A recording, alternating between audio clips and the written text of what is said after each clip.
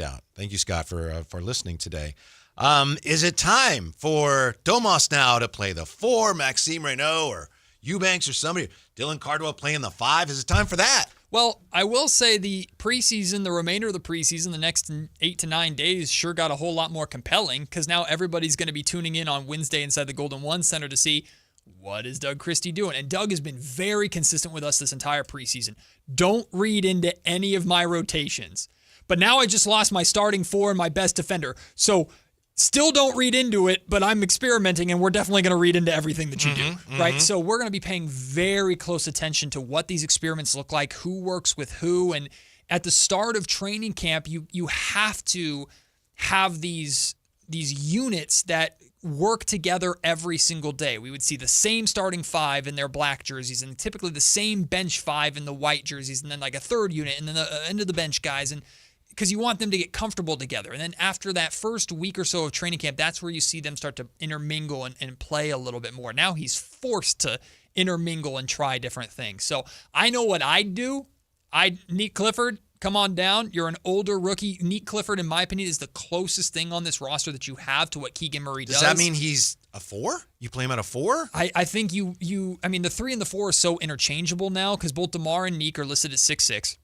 Zach LaVine's listed as 6'5". You essentially say, who's the better offensive player on this team, the 3 or the 4?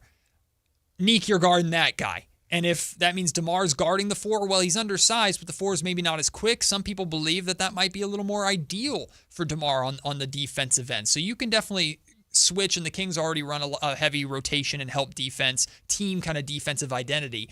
But, I think defensively, no matter what, you're going to have concerns. You're going to have issues. You already do. You already full do. Strength, you have legitimate concerns. Neek, here's an opportunity to see if you can sink or swim early on, for lack of a better term, and we think you can hold down this position. Doug already clearly views him as a piece of the rotation regardless. Yeah. So I say put him out there over, like, no disrespect to Dario Saric or Drew Eubanks. We know they're not part of the long-term plan. Neek is. Try it. Yeah. Try it. The problem I have with that, and I understand your reasoning, and it might work, but you get even smaller, right? Sure. Yeah. Absolutely. And so then you have no choice. You're playing small. And to me, having watched the Warriors a lot, having seen teams of recent vintage in the NBA that play small successfully, they're good shooting teams. And this team, the 3-point numbers since Beam Team won again, they've just... steady decline. I don't know if this team shoots the ball well enough to compensate offensively for the lack of height at the other end. I'm not sure. I completely understand that argument because that's the main hiccup that I have in a lot of people saying Keon Ellis. Keon Ellis is arguably the 6th man on this team. I know he's kind of fighting with Malik Monk for that title. I don't think Malik would ever be moved in. But Keon defensively, now you have a potentially really good defensive backcourt in Dennis Schroeder and Keon Ellis. You're shifting LaVine and DeRozan down, but you're small. You're even smaller than if you just insert Neek Clifford into that conversation. So, but the alternative is going bigger because you're now looking at guys that are 6'10". Domas is 6'10". Saric is 6'10". Drew Eubanks is 6'10". Isaac Jones is 6'9", but he's listed as a center because the speed of the game has been an issue for him. And outside of the corner 3, he doesn't really space the floor at all for you. So I have concerns that could really work. And there's definitely an argument for trying to go big, and I think we're going to get a look at that. I wouldn't be surprised at all if on Wednesday we see Saric or Eubanks starting, truth be told. Speaking of Eubanks, I think we should start using his basketball reference nickname more often. Which is? The Shack of Troutdale, because he's from Troutdale, Oregon, and one of his only nickname in basketball reference is the Shack of Troutdale, which sounds like somebody high school game that. It sounds like a character from D&D. Lord of the Rings. Right, Catan or whatever. Oh, hell, the Shack of Troutdale. Both of you, calm down. The Catan. That was an amazing D&D name. Huzzah! Huzzah! It's the Shack of Troutdale, my liege. Hear ye, now presenting the Shack of Troutdale. Man. I'm going to ask Jay. And I'm going to ask him casually. See, he and Doug are close. Oh. So sometimes he has information. Sometimes, I don't know. Do but you if know? I ask him casually, he may give us his opinion, but his opinion may actually be what they're going to do. I don't know, Jay. What do you think they should do with Keegan out? What should they do at the 4? I'm going to go with my boy said, don't read into anything. Boo. I don't know that they know what they're going to do. Yeah. As Matt just said, I think they're going to throw everything against the wall and see what sticks, a la Italian pasta, right? Yeah. And so we'll see how it really moves and shakes out. But I say this: if you're going to run DeMar and/or Nee Clifford as your 4, we in trouble. That's what I think. And that's where you talked about the first part of this show, the first segment. You were like, is it panic time? Is it emergency time? Are we in trouble? If we're running out of 6'6" gentlemen at the 4 spot, yeah, we're in trouble. Mm-hmm. We're definitely in trouble. Yeah. I think you have to listen. I just keep flashing back, Jay. Pardon me for No, interrupting. please. But to your point, I keep flashing back on what a lot of Kings flash back to when you think of DeMar at the 4. Right. DeMar playing, trying to guard Aaron Gordon last year, and Michael Malone just almost salivating visibly at the side of Give him 30, Aaron. Yeah, I remember. Yeah. I remember very well. I would truly say, and this is now going to coach speak, and I'm challenging not so much as Coach Christie, but this is challenging the thought process of coaches, which is this. We hear from, and we just heard it from Kyle Shannon, who's late, by the way. Shouts out to Jennifer Lee Yeah, that's Chan. why Jennifer Lee Chan Yeah. didn't join us. She was not able to because Kyle Shanahan changed his schedule, but she still hasn't talked yet, by the way. Yeah. Because they're trying to figure some things out. Yes, but sir. coaches always say what? Next man up. Yep. We have the people to do it, to step into the position. We have guys that can fill that void. Well, No. there's a reason why you have guys 6'10", 6'9", 6'10", as Matt said, 2 guys 6'10". You got them for a reason. So don't lie to me in my face and tell me that you got Dario Saric and you got Drew Eubanks and you got IJ on this roster and you don't believe in them. Mm-hmm. Because we getting ready to find out very soon. See, the one thing about it is, and you spoke it to, relationships or whatever. I've always said I don't bring basketball truly into the conversation when it comes to Doug. I wouldn't really no, actually absolutely. put you in that position. But this is part of it, and this is something that people are going to ask this question. If that's coach speak, if we're going to see Max, if we're going to see Drew, if we're going to see Dario Saric on this roster, Doug McDermott, somebody that you've talked about over my boy Dalton Connect, then they sure in the hell better play. Mm-hmm. Because if they're sitting on the end of the pine and we have a void for a big man, someone who needs wingspan, someone who needs to be a little bit taller than 6'6", and you're going to start somebody at 6'6" at the 4, then you've already told me Dario Saric and Drew Eubanks and IJ aren't part of this roster. If Dario Saric can play, Man, stop it, Whitey. No, don't do that, Whitey. He had 14 points in the last game.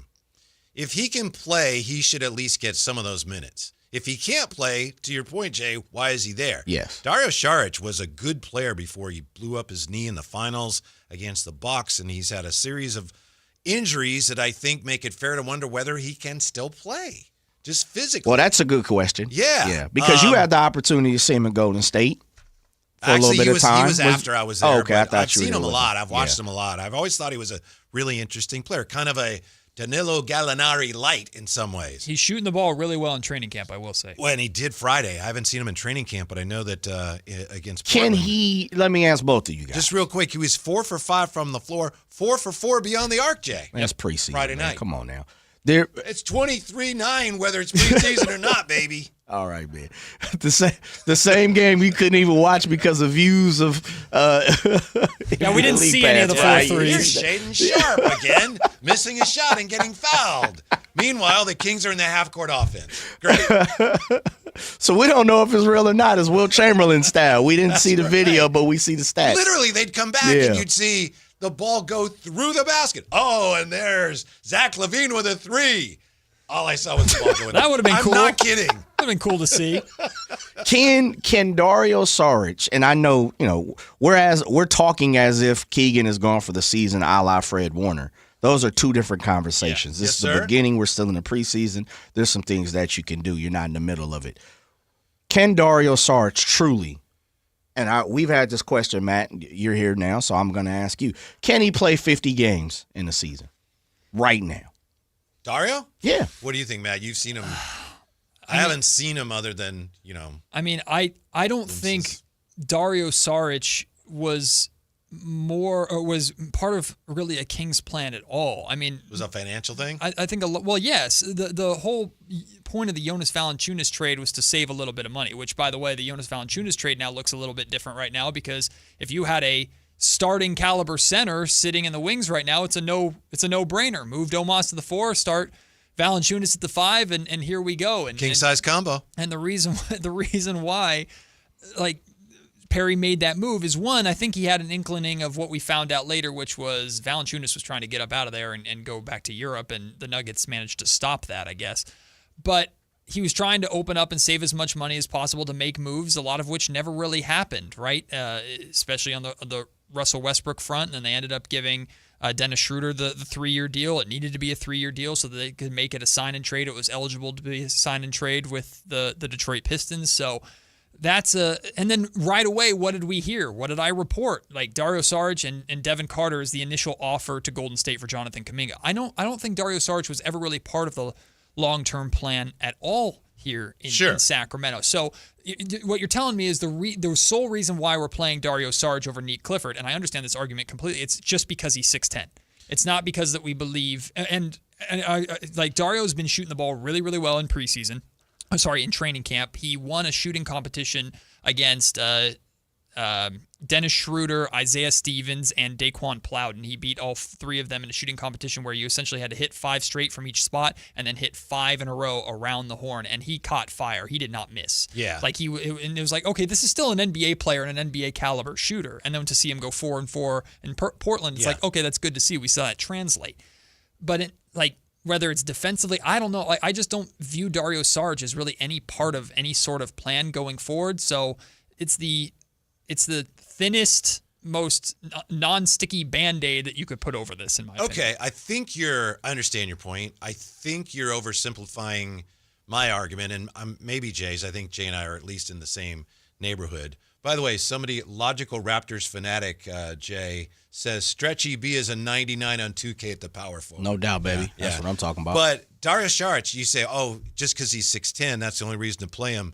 To me, I don't know if he can play, so I'm assuming he can play. It's just putting a lineup on the floor that gives you a chance to compete. Sure. You need a legitimate 4. Right. I don't 100%. know if he's that. 100%. I see how he doesn't fit what you're doing, and maybe you never really thought you'd even need him as much as you might right now, but you still have to be competitive. Right. That's all I'm saying.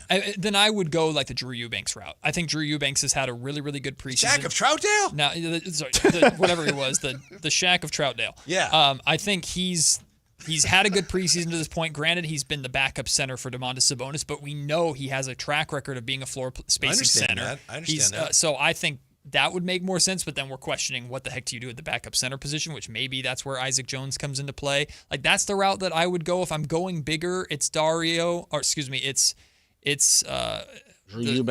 The Shack of whatever the heck. Shack of Troutdale. Yeah. Show some respect. Maxime Reynaud, I think, is appealing to a lot of people, but I don't think he's ready yet. I was just going to ask you about him. So we can dive into that a little bit too, but you know what would happen to him? Pardon me, but yeah, I think if you played him a lot, and they plan to play him a lot at some point, there was a huge basket at the end of the game where he got the Blazers just pick and rolled him, and I forget who the players were. I just know it was Maxime Reynaud. The big sets a screen, shot over the top of him. Yeah, and Maxime Reynaud has to come out on the guard and had none chance. Yeah. And I think that would happen a lot early on if he's playing much. I remember that play vividly too because the Kings needed to try and get a stop, and that was a perfect opportunity to see, okay, Devin Carter's in the game. He's playing the point guard spot. Yeah, he was the one defending on the play. This is right. the 94 feet we're talking about, and Devin Carter backed off, allowed the Blazers to dribble the ball freely across the half-court line. They set up a high pick and roll, or high pick, shot over the top of, and it was way too easy. And that's one of those moments where it's like, that's not Zach LaVine we're asking to pick up 94 feet. That's Devin Carter. That should be his bag. That should be his game. And he didn't, I'm sure those are one of those moments that Doug Christie's going, we can't let them be that comfortable to even get that shot off. But I remember that play vividly too, because even with Max being a true 7-footer, he's 7'1", he's a long dude. Like, you can still shoot over the top of guys like that, and we know how weak the Kings have been from perimeter defensive-wise, how many threes they've given up. It was better against Portland, so that's nice to see, but I like Max. Give me Dylan Cardwell. I'm just throwing it out there. I mean, he's looked good as a too. starter?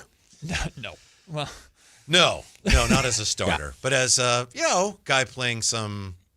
Give him a shot at earning some minutes during this period where you're trying to figure out what you're doing at the 4 and 5. Truly, I started with Dario Saric, and we've had conversations on this show, and I just want to make sure I remind everybody. Within the last 5 years, 16 games last year, 64, which is solid, 20, 37, 57, and then the year before he didn't play, he was completely injured. Yeah. So if we're just averaging it now, let's just call it 40 games, right? You're gonna Keegan's probably gonna miss a dozen, 15. Let's call it 15. Yeah. Okay, 15. Call Remember, it 15. it's 4 to 6 weeks. Then he's reevaluating. Right. So 10 to 17 games is that 4 to 6 weeks. Okay, so call it 15 to 20. We'll take the high end at 20. 20 games. Are we asking Dario and/or Drew Eubanks to be the party that we lean on for 20 games at the 4? I don't know. I mean, obviously, that's what a mixture of what? out. Max and Dylan Cardwell to steal some minutes? Is it we go to the hot hand for the night? Do we throw Dougie in there? Do we play a small ball here and there? But how long is that really going to last if we're talking about 20 games? I think the only thing that we know or close to knowing is that Max is probably not there yet. Yeah, He's not a starter for sure. Yeah, I don't think Max He's just is not far enough along. He's not ready on. I mean, the 3-point shot is there naturally. The communication is there naturally, which is a great start as a second round pick. But he's undersized. He gets pushed around. He's not the shot blocker that you would think he would be at 7'1", because at Stanford they didn't want him to block shots because he was the number one scoring option. So they told him not to block shots because they wanted to keep him out of foul trouble. Right. Like that was their game plan. So that's not as natural of a part of his game as you would think for a 7'1". So the rim protection next to Domas isn't necessarily there yet. I think it can be. Also, to that point, there have been some great college centers through the years who were their team's leading scorers, and they played defense too. So that also speaks, I think, to he's got some shortcomings at For that sure. end, which I think is the main reason why he lasted as long as he did.